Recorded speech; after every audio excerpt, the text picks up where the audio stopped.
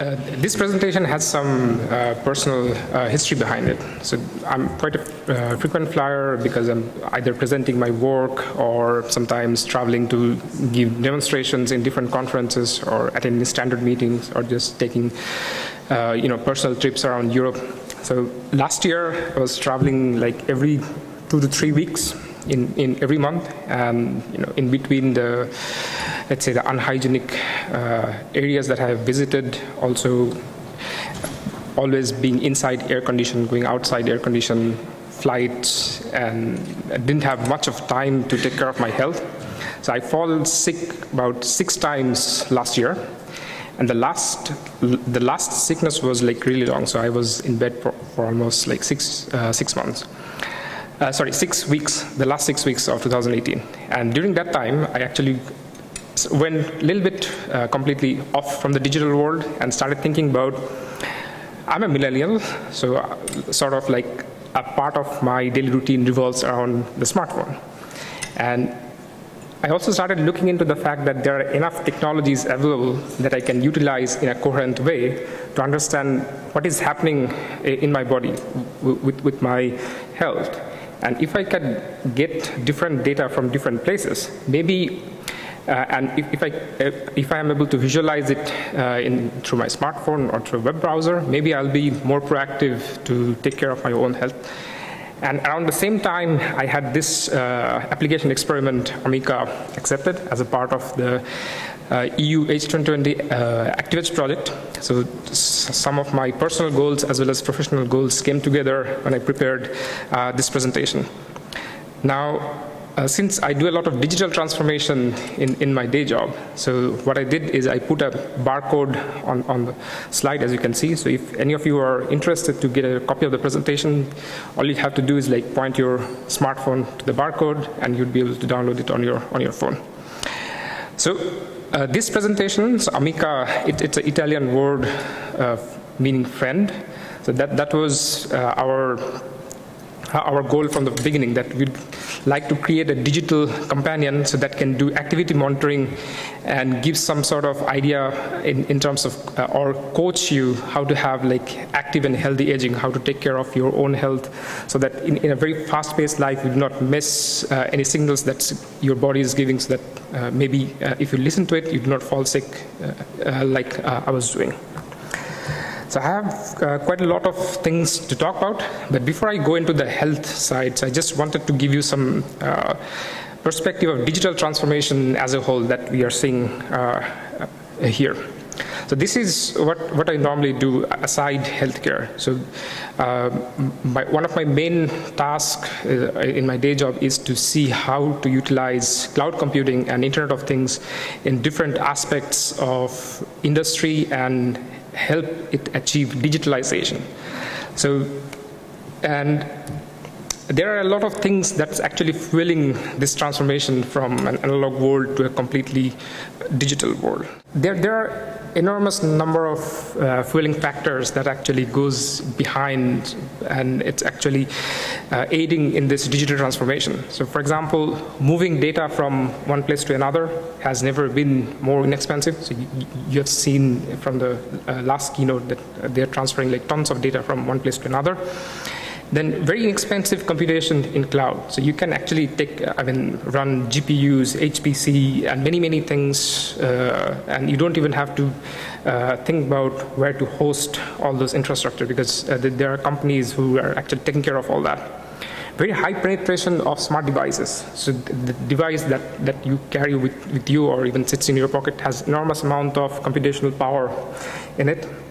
And also the point of cultural shift. So how many of you are millennials, like me? Born after 1982? No? Okay, so the point here is that nowadays everybody wants stuff to happen right from their phone. Whether you want to call a cab, so it takes you from one place to another, or when I came here 2 days back, I was looking for if there is a restaurant that delivers food to my hotel, but sadly they were asking for a local's mobile number I didn't have, so I had to go out, and I wasn't happy. So this cultural shift is also something that we want everything as a digital service in our phones, and that's a very important filling factor. So if you combine all of these together, so the entry barrier to certain technologies and use cases, business cases, it's becoming lower and lower. So all of these together, they are fueling the digitalization in the industries that we see around us. So now the question is, where does healthcare or digital health come in all those things? So would anybody like to take a guess? So what is digital health, or where does digital healthcare figure into the entire digital transformation of industries? Okay, so there are like 4 main facets, I would say, in where digital tech is being utilized. Number 1, how can we enhance the efficiency of healthcare delivery? That's very important. For example, if you go in hospitals in big cities, so you'll always see that emergency room full of people. And so what these hospitals are not doing is optimizing the patient flow in certain sense. So that ends up wasting a lot of resources. So we can actually improve the efficiency of healthcare delivery, taking care of or making a better optimized patient flow. Then make medicines more personalized and precise. So this actually concerns with the health part of individuals. We are not yet there, but people are working so that we can go there faster. We can improve the living conditions around us. You have heard Milan's keynote, and I was talking to Boris about IoT-based smart home. So putting these 3 things together, so as a society, we can actually take benefit of these concepts and actually arrive at the digital health. So that's, I think, the very big picture that we are trying here. So when we start to talk about digitalization in any aspect, there are many challenges that we have to face. And the first one nowadays is this one. We already heard Milan talk about this with respect to his family, but if you see the big picture, it's like really, really huge. So the picture on the left, so I put it always as a joke in IoT conferences, but in certain aspects, if you see the big picture, it's kind of true. Because cyber criminals, they're stepping up attacks on healthcare systems. So there are many motivations, sometimes to bring down the competitor, sometimes just to make money out of it, and many, many things. Then privacy concerns in disruptive technologies. So in Europe nowadays, you cannot sell anything unless you comply with GDPR. So it's one of the legal aspects coming from the individual people around the European countries. Then a very, very important aspect is there is no uniform cyber attack resilience. So by resilience, I mean even if a system is under attack, should not stop giving its services it is giving. So imagine a device is performing EKG on somebody, and through certain aspects, it's coming under attack. Do you want it to stop at the same time? No, we would like to have the system working even it's under attack. So that's cyber resilience. There is no uniform methodology as of now. Then there are several other aspects like standardization, because healthcare nowadays, it includes a lot of cross-disciplinary aspects, like you have computer science, engineering, information science, economy, insurance, other stakeholders. So standardizing a lot of these things into a single platform means the integration engineers, it's giving nightmares to them. It's very difficult to integrate so many domains into one platform or even one solution. So that's why you'd see that the system that works probably in Madrid doesn't work in Italy. Or if it doesn't, what works in Italy doesn't work in France. So this type of situations are there. So standardization and integration, and this is something I think of like a very important aspect when you discuss about challenges. And there are more. I mean, I can talk about these aspects, all these individual aspects as much as I can. So we also, and since I'm coming a little bit from a business experience as well, so the business model of the entire thing has to be updated as well. The reason is the end user or the patient is seldom the payer of these entire services. So the business model to make money to compensate for the services, compensate for the efforts. So it's not very clear. Sometimes it's the private insurance, sometimes it's the government, sometimes you have, very rarely you see the actual patient or their family to pay for the services. So that creates a lot of problems, because it's very hard to measure the benefit for the patients immediately. And when you are doing something, or you are getting a service on your health, so you sort of want to see an effect or improvement in your health on a very short term. So that's very hard to measure. Then cost reduction, it comes in long run, maybe not in 5 years, maybe more than that. And it also requires very large investment in the short run. So combining all these things together into one ecosystem, it's enormously tough. But we are trying to go there bit by bit. So that's where IoT-enabled healthcare comes into the picture. Now the first question, so this ties back to the story I was telling in the beginning. So I was thinking, why should I monitor my health, and what benefits could we get out of it? It's not just, if I'm starting to think about a solution, it's not just for one person. Maybe it's, the scope is larger. So I think there are three main aspects. So a lot of people, they are concerned about active and healthy aging. So that's very important. So you can be as active and as healthy for the entire duration of your life. Then the second point is, I think, the most important one, automatic and early detection of certain health conditions. So I'll show you in the next slide certain Fitbit sleep pattern. So you'll see what I'm talking about from there. And the final one is electronic healthcare record. So your healthcare record, so yesterday we had some discussions about data being constantly generated and they're stored somewhere. So, and if you go to the physician with 2 years of data, so what happens?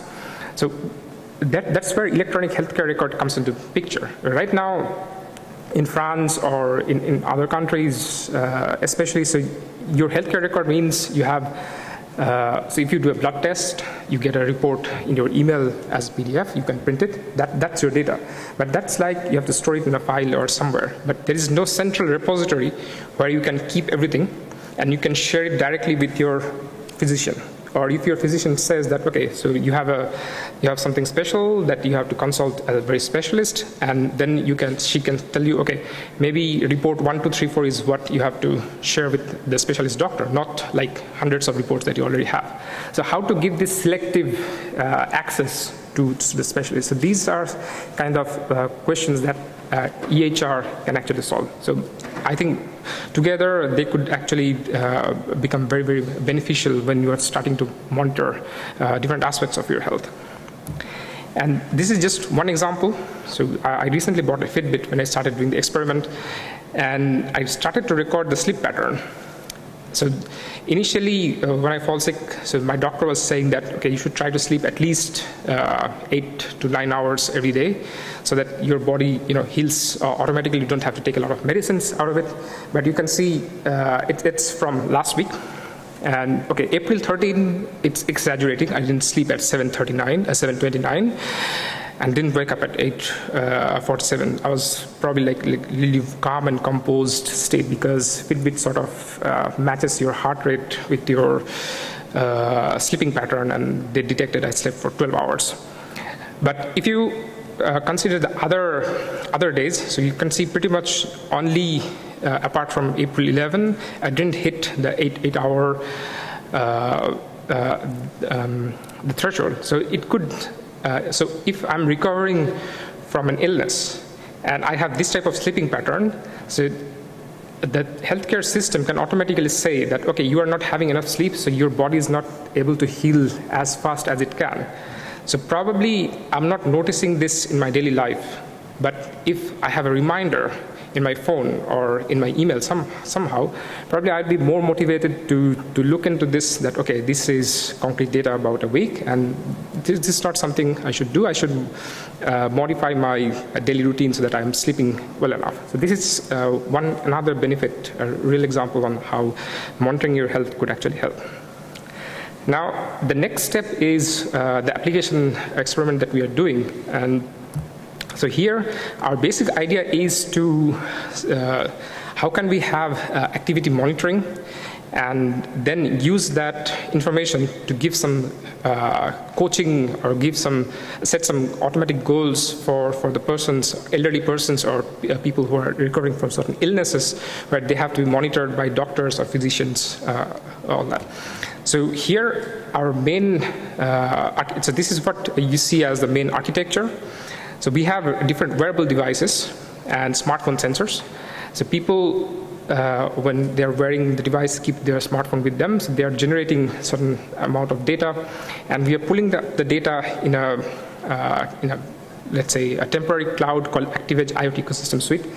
And here, the problem is that when you are dealing with a lot of raw data, so the raw data doesn't give you any value. So we have to annotate it so that we can easily process the data later on. So this is what we are doing initially. So we are making the data pass through a uniform data model so that it becomes structured, and then later on we are using it in our DigiTouch Paradise IoT platform. So that is where we are employing a lot of machine learning, deep learning, and we are understanding what are the activities each person is doing, and then utilizing that further to give them some coaching, give them some goals, and that information is going back to the smartphone and see if what goals you are setting, people are able to follow that and able to do that. And the first question that comes here is, what about privacy? Now, this is a very burning question, because where do we draw the limit? So what we are doing right now is we have created a GDPR-compliant data processing framework respecting privacy. Then we are also appointing a data protection officer. And finally, since I'm coming from a cybersecurity background, so offering state-of-the-art cybersecurity to assure privacy and confidentiality, like 6-7 properties we have in security. The solution AMICA that we are creating, so it will be deployed and validated in 2 living labs. One is located in Madrid, and another is in RER region of Italy, with real users. And we are currently making the validation plan, so we have about 500 real end users in mind, so who would actually have the wearables and will keep the AMICA application in their smartphone, and we'll see over a period of 6 months what was their condition at the beginning, let's say M1, what is their condition at M3, at the middle of the trial run, and at the end, M6. And based on that, we'll decide where to improve and all that. And also, we are trying to create an AMICA ecosystem. So if you are interested to join in any way, feel free to talk to me. And some of the things that we are, some of the challenges that we have faced and we're solving through the experiment are to create consumer-friendly user experience. So initially, the use case was targeted for a lot of elderly people, as well as people who are recovering from illnesses. So having a very consumer-friendly user experience was the key. Then also, the second one we did was to come up with a privacy-aware user data processing framework. So we're not sharing the data with any third party without explicit consent.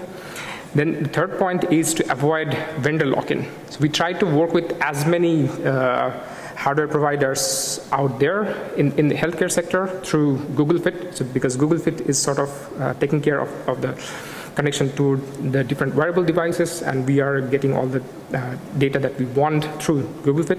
And finally, we're also aiming to broaden our services so that the developer community around the world, they can take advantage of this. So we are going to create a lot of open APIs through the Paradise IoT platform so that you can create your application and deploy it on top of AMICA as well. So I would give a very quick conclusion. So it's a generic conclusion, not very specific to the digital health. I think many of you would agree with the first line. So digitalization, it's already taking over various aspects of our lives. So like a couple of years back, you will not have Wi-Fi on the flights, but now if you're taking Lufthansa from Munich to United States, you have pretty stable connection to watch Netflix as well. So digitalization is everywhere. Then software engineering, it's actually becoming a very central part of all these things. So yesterday, when I had the interview with our team, I was telling this as well. So if you want to work in a similar field, doesn't matter which software, but have some sort of, learn some software languages, and be very careful about the picture. Also, I put it as a comical effect, so automatic merge. So when you have like different teams writing different pieces of software, trying to merge them, and it doesn't work, so it happens more than often that you can imagine. And finally, security, privacy, and trust. So these are, I think, very, very key and fundamental aspects when designing winning user experience, something that will be adopted and will be in the market for really long term. And one more slide. So I put it very specifically for Nahum, because Gordana, he and I, so whenever we are together, so we talk about how smart is not smart. So the concept of smart or smart digital health or digital health, all these things are, I mean, the word smart, you get to infer it in terms of different contexts. So what is smart to you may not be so smart to me, and vice versa. So always be careful about using this word in your presentation. That's the message I'm giving. And a mandatory acknowledgement for the project. And finally, thank you very much.